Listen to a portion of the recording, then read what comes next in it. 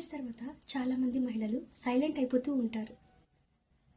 దీనికి కారణం ఎవరికి తెలియదు కదా, అది తెలుసుకోవాలి అని అనుకుంటున్నారా? చాలామంది మహిళలు మ్యారేజ్ అయిన తర్వాత సైలెంట్ అవుతూ ఉంటారు. దీనికి కారణం మొదటి గొడవ కాదు, మొదటి ఇన్సల్ట్ కూడా కాదు.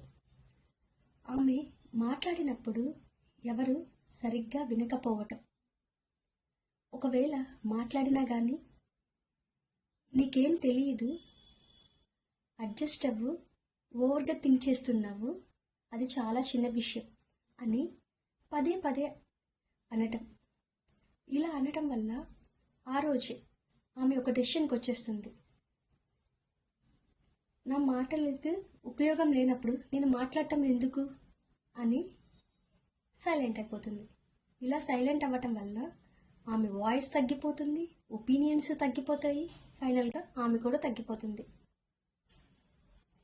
సైలెన్స్ అనేది శాంతి కాదు, అది ఎమోషనల్ షట్ డౌన్.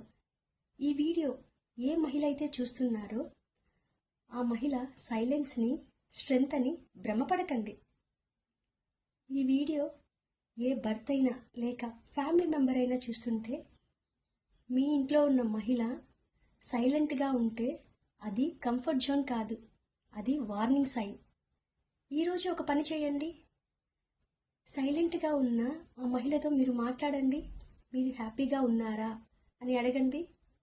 ఎటువంటి జడ్జిమెంట్ లేకుండా ఆమె చెప్పిన దానిని వినండి. ఈ వీడియో మీకు మనసుకు తాకితే వాయిస్ అని కామెంట్ చేయండి. ఎవరికి అవసరమో ఆ మహిళతో షేర్ చేయండి.